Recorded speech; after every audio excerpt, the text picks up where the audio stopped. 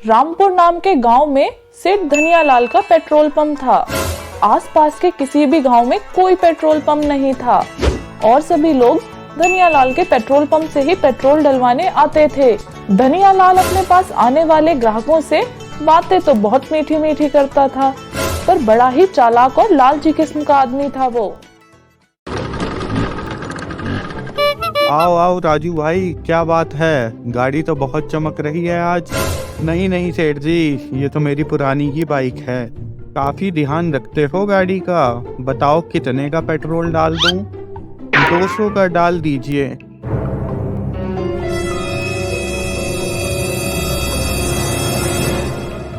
वैसे धनियालाल जी, पहले 200 के पेट्रोल में आधी टंकी हो जाती थी, अब तो सुई आधी से कम पर ही रह जाती है। अरे राजू भाई, तुम्हारी बाइक की सुई में कोई दिक्कत आ गई होगी। हमारे यहाँ कभी कम पेट्रोल नहीं मिलेगा तुमको।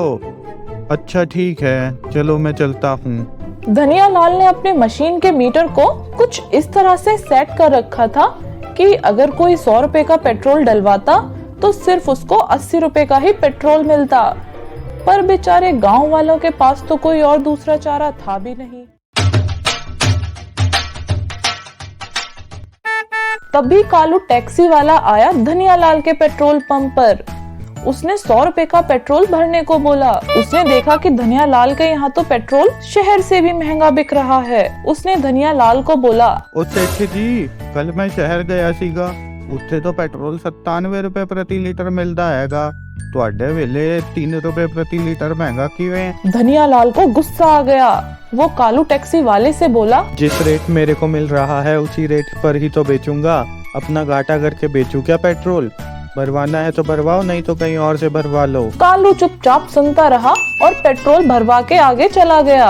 आसपास कोई पेट्रोल पंप और था भी नहीं, जिसकी वजह से सभी को मजबूरी में आकर धनियालाल के यहाँ से ही पेट्रोल भरवाना पड़ता था। धनियालाल एक तो पेट्रोल कम डाल रहा था और ऊपर से 3 रुपए प्रति लीटर महंगा भी दे रहा था। इससे गांव के किसान भाइयों को परेशानी होने लगी। उन्हें महंगा और कम पेट्रोल मिलता था, जिससे वहां के लोगों को ट्रैक्टर चलाना बहुत महंगा पड़ रहा था। सभी धनियालाल से परेशान हो गए थे, पर मजबूरी के कारण उनको वहीं से पेट्रोल डलवाना पड़ता। देखते ही देखते धनियालाल खूब अमीर होता जा रहा था। वो गलत रास्तों पर चलने लगा। रोज शाम को वो शराब पीता और मीट मांस खाता। धनियालाल का लालच भी बहुत तेजी से बढ़ रहा था। उसने एक शाम को अपने वर्कर्स को बुलाया और बोला, सुनो दोनों मेरी बात। अब से रोज शाम को तुम पेट्रोल के साथ केरोसिन ऑयल मिला दिया करना, ताकि हम और मुनाफा कमा सकें। तभी सोहन बोला, पर मालिक, केरोसिन ऑयल मिलाने से और मिलावटी तेल बेचने से तो गांव वालों को परेशानी होगी। हमें मिलावटी तेल नहीं बेचना चाहिए। धनियालाल भी गुस्से में बोला, अब तू सिखाएगा मुझे? चुपचाप काम कर और जो मैं बोलता हूँ वैसा ही करो, नहीं तो तुम सबको नौकरी से निकाल दूंगा। अब धनियालाल मिलावटी पेट्रोल भी बेचने लगा। गांव वालों की गाड़ी धुआं ज्यादा करने लगी और माइलेज भी बहुत कम देने लगी। पप्पू मिस्त्री के पास लोगों की लाइन लगने लगी बड़ी बड़ी। सोहन ने पप्पू मिस्त्री से पूछा, अरे भाई, चक्कर क्या है? गाड़ी का ना माइलेज आ रहा और धुआं भी ये बहुत छोड़ रही है। इंजन में ज्यादा कचरा आ रहा है, लगता है आपका तेल मिलावटी है। अब सभी गांव वाले तंग आ चुके थे। वो सब इकट्ठा हुए और उन्होंने पुलिस कंप्लेन करने की सोची। सभी गांव वाले मिलकर पुलिस थाने गए और वहां उन्होंने इंस्पेक्टर साहब को सारी बातें बताई कि कैसे सेठ धनियालाल पेट्रोल महंगा और कम बेच रहा है और अब तो उसने मिलावटी पेट्रोल भी बेचना शुरू कर दिया। इंस्पेक्टर बोला, चलो मैं तुम्हारे साथ चलता हूँ और उस धनियालाल की चेकिंग करते हैं। वो सब धनियालाल के पेट्रोल पंप पर पहुँचे। धनियालाल इंस्पेक्टर को देखते ही चौंक गया और उसने बोला, इंस्पेक्टर साहब, धन्यवाद हमारे, आप हमारे यहाँ पधारे। आपने यहाँ आने का कष्ट क्यों किया? मेरे को ही बुला लिया होता। धनियालाल, गांव वालों की तरफ से तुम्हारे खिलाफ कंप्लेन है। तुम महंगा, कम और मिलावटी पेट्रोल बेच रहे हो। अरे नहीं इंस्पेक्टर साहब, मेरे यहाँ ऐसा कुछ नहीं होता। धनियालाल, वो तो मैं चेक कर लूंगा। धनियालाल बहुत ही शातिर आदमी था।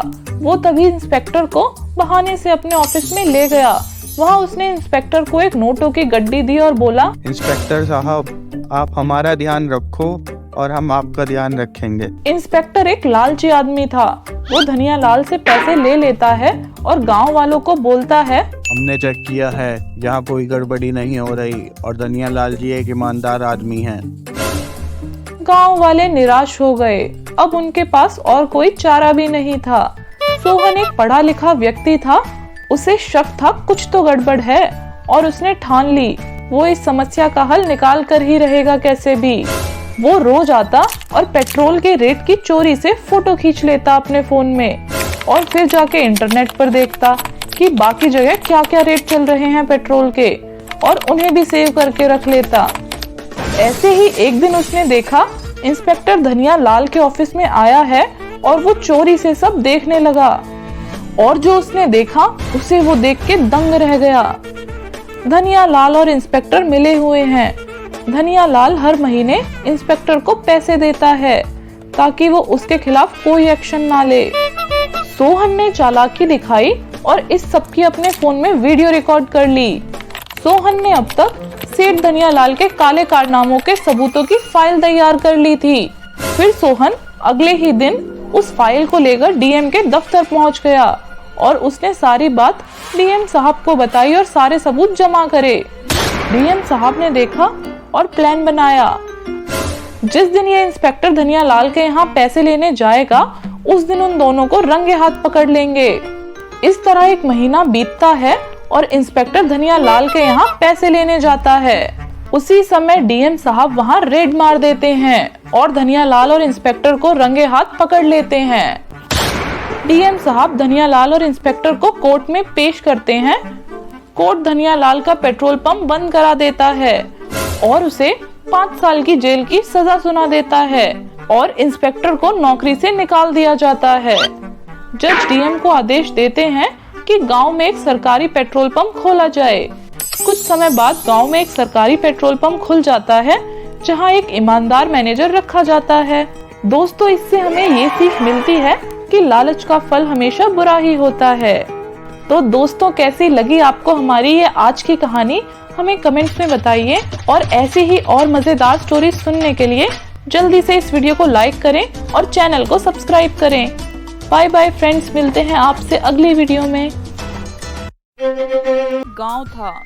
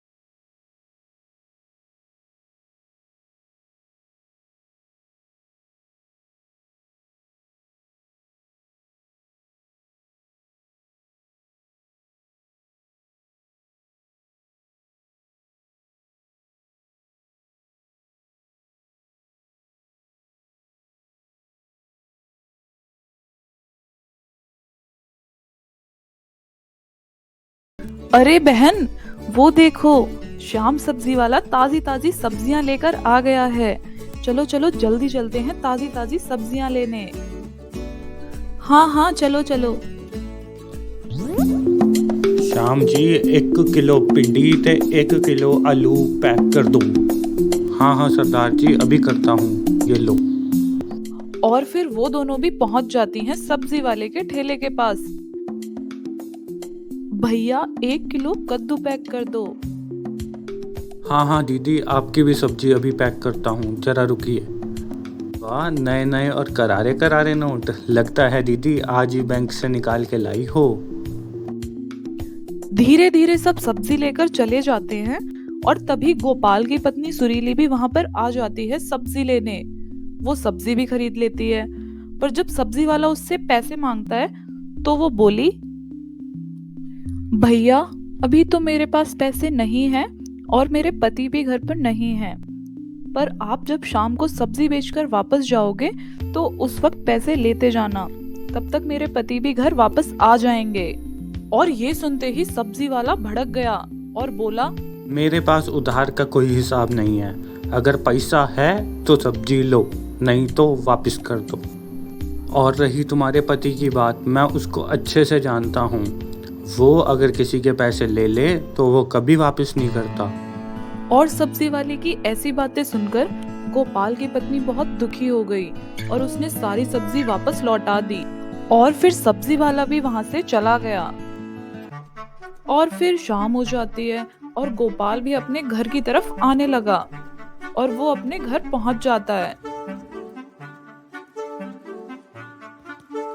घर पर जाकर वो देखता है उसकी पत्नी मुंह लटकाए बैठी है। क्या हुआ है तुम्हें, इतनी दुखी क्यों हो? क्या तुम्हें किसी ने कल कुछ कहा है?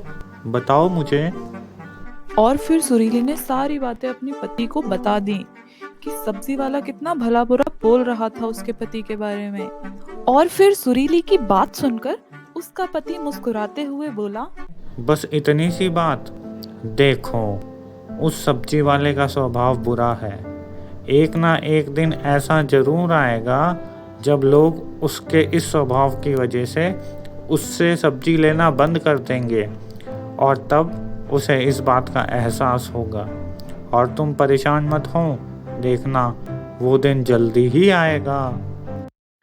वहीं दूसरी तरफ शाम अपने घर आ जाता है और वो पैसे गिनने लगता है। वो देखता है कि उसकी तो अब बहुत ज्यादा कमाई होने लगी है और ज्यादा पैसों को देखकर उसके मन में लालच आ जाता है कि और ज्यादा पैसा कैसे कमाया जाए। और सोचते सोचते पूरी रात निकल जाती है।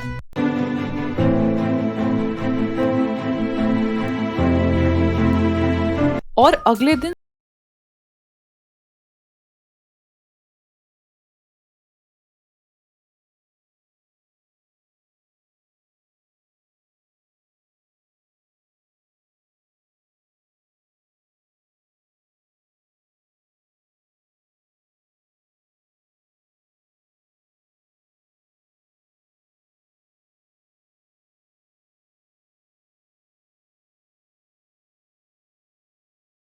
और फिर वो वही केमिकल्स लगी हुई सब्जियां अपने खेत से उठाता है, उनको अपने ठेले पर रखता है और निकल पड़ता है गांव की तरफ उनको बेचने के लिए।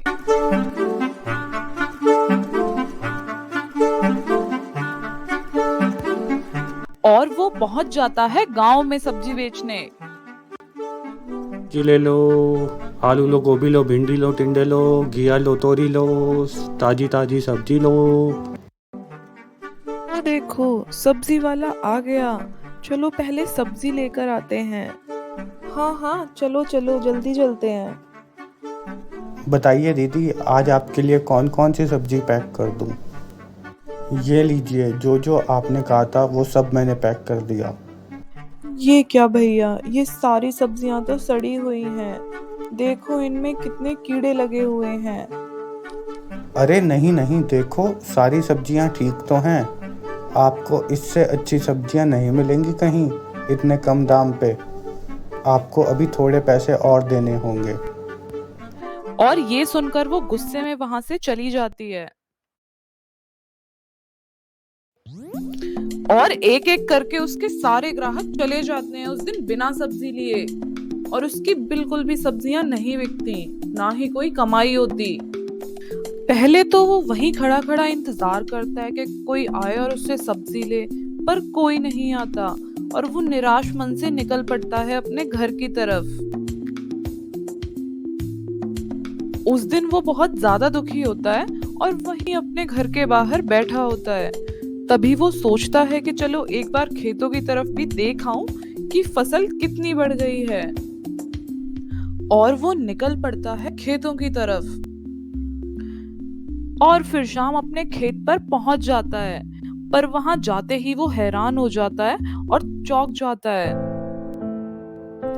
उसकी सारी फसल सड़ चुकी होती है, सारी सब्जियों में कीड़े लग चुके होते हैं। और ये देखकर वो बहुत दुखी हो जाता है और रोने लगता है। और रोते रोते वो अपने घर की तरफ वापस आ जाता है।